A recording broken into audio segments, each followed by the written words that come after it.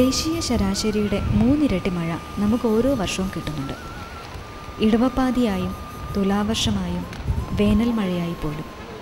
അതായത് ഒരാൾക്ക് ഒരു വർഷം 4500 ഘനമീറ്റർ വെള്ളം കിട്ടുന്നത്ര മഴ നമുക്കുണ്ട്. എങ്കിലും വരൾച്ച എപ്പോഴും നമ്മെ പീഡിപ്പിക്കുന്നു. കേരളത്തിൽ ഒരു വർഷത്തെ പെയ്ത്തുവെള്ളം മുഴുവൻ കെട്ടി നിർത്തിയാൽ സംസ്ഥാനം മുഴുവൻ ഏകദേശം 10 അടി ഉയരത്തിൽ വെള്ളമുണ്ടാകുമെന്നാണ് കണക്ക്. കേരളത്തിലെ 44 നദികളിലും കൂടി ഒരു വർഷം ഒഴുകിപ്പോകുന്നത് 7200 കോടി ഘനമീറ്റർ വെള്ളമാണ്. നമ്മുടെ അണക്കെട്ടുകൾ സംഭരിക്കുന്നതോ വെറും 500 കോടി ഘനമീറ്റർ വെള്ളം മാത്രം.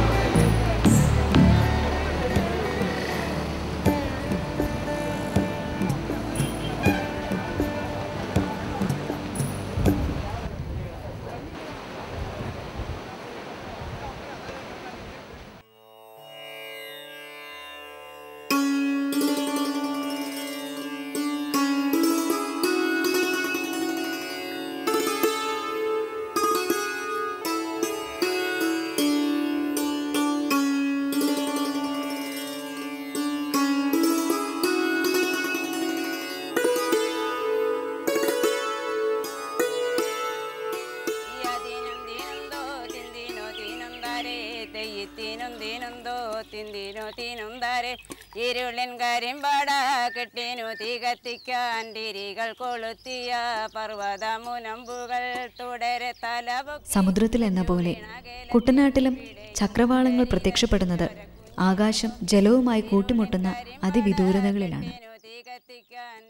കേരളത്തിലെ 4 നദികളാണ് കുട്ടനാട് എന്ന മഹാതടാകത്തിലേക്ക് തങ്ങളുടെ ജലസമ്പത്തിനെയും എക്കലിനെയും കിഴക്കുനിന്ന് ഒഴുക്കിക്കൊണ്ടുവന്ന് നിക്ഷേപിക്കുന്നത്. പലതും ചിന്തിച്ചു ഞാൻ കലകപ്പഴുതിയിലൂടെ അലസ്യം പകലിൻ്റെ ചാടുയർന്നതും നോക്കി ഉമ്മകൾ വിരിയുന്ന ചുണ്ടുമായി പതിവ് പോലും മറത്തെത്തി കൊച്ചു പാലുവിൽ പെനക്കാരി. ഉമ്മകൾ വിരിയുന്ന ചുണ്ടുമായി പതിവ് പോലും മറത്തെത്തി കൊച്ചു പാലുവിൽ പെനക്കാരി. കൊച്ചു പാവാടത്തുമ്പിൽ കൈതേറുത്തവൾ ചുണ്ടിൽ പിച്ചിപ്പൂമിതളുമായി പറയും മറുപടി. ദിനും ദിനുന്തോ തിന്തിനോ തിനുന്താരേ തെയ്യത്തിനും ദിനുന്തോ തിന്തിനോ തിനുന്താരേ ദിനും ദിനുന്തോ തിന്തിനോ തിനുന്താരേ.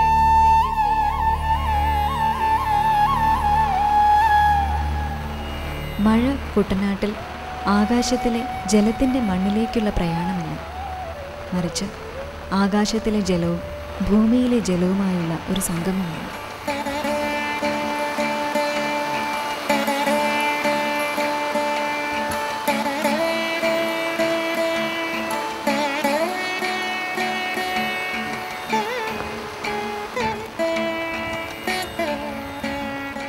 കായൽപ്പരപ്പുകളെയും തുരുത്തുകളെയും പൊതിഞ്ഞുകൊണ്ട് മഴയുടെ വെള്ളത്തിരശ്ശീല ആകാശത്ത് നിന്ന് തൂങ്ങി നിൽക്കുന്നു.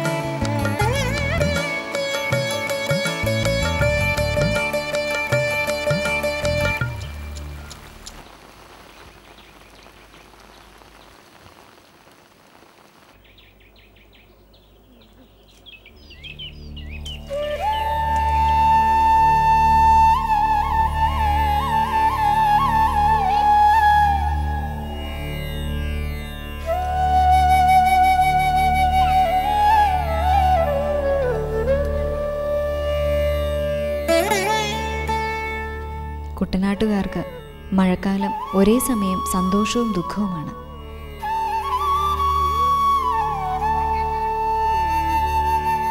വെള്ളത്തിൻ്റെ നടുവിൽ കുട്ടനാട്ടുകാർ അനുഭവിക്കുന്ന അവിശ്വസനീയമായ ജലക്ഷാമത്തിൽ നിന്ന് മോചനമാണ് മഴ കൊണ്ടുവരുന്നത്. അതേസമയം മനുഷ്യൻ്റെ ചിന്താശൂന്യമായ ഇടപെടലുകൾ തകർത്ത പരിസ്ഥിതി കുട്ടനാട്ടുകാർക്ക് ഒരു നരകമായി മാറുന്നു. രൂക്ഷമായ വരൾച്ച പെട്ടെന്ന് രൂക്ഷമായ വെള്ളപ്പൊക്കമായി മാറുന്നു. അടിസ്ഥാന സൗകര്യങ്ങൾ തകരുന്നു.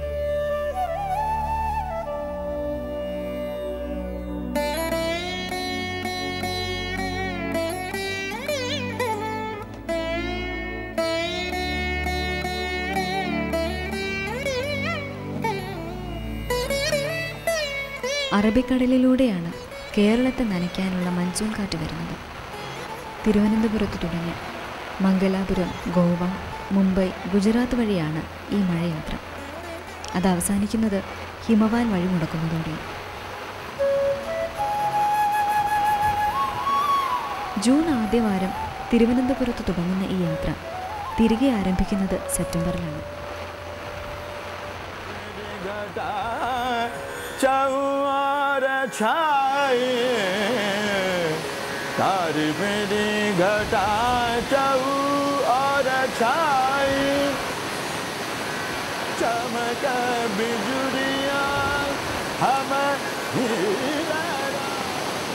നഗരത്തിന് മഴയിലും വെയിലിലും വലിയ മാറ്റങ്ങളൊന്നുമില്ല. അന്നന്നത്തെ അപ്പത്തിനായി തിരക്കിട്ടോടുന്ന ജീവിത വ്യവഹാരങ്ങൾക്കിടയിൽ മഴ തരുന്ന നനുത്ത ഇരുട്ടും അസാധ്യ സംഗീതവും സങ്കല്പങ്ങൾക്കും അപ്പുറത്താണ്.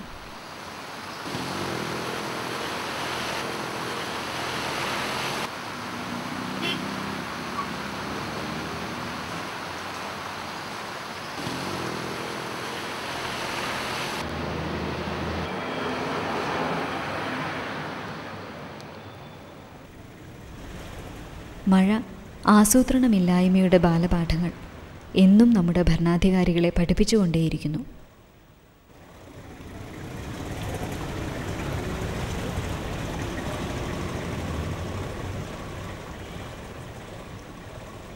ഒരു മഴയുടെ സമൃദ്ധി പോലും ഏറ്റുവാങ്ങാനാവാതെ നഗരങ്ങൾ വെള്ളത്തിൽ മുങ്ങി താഴുന്നു.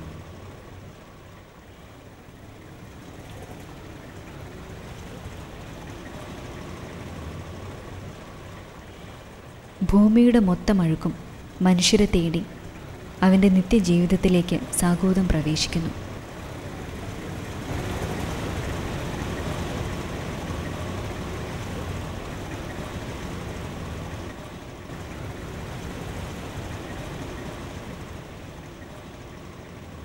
എന്തിനും ഏതിനും അവതാരത്തെ കാത്തിരിക്കുന്ന പോലെ ഓരോ നാശത്തിനൊടുവിലും നാം നമുക്ക് മാത്രം നഷ്ടമാവാത്തതിലെല്ലാം സന്തോഷിച്ച് വീണ്ടും ജീവിതത്തിലേക്ക് ഇറങ്ങുന്നു.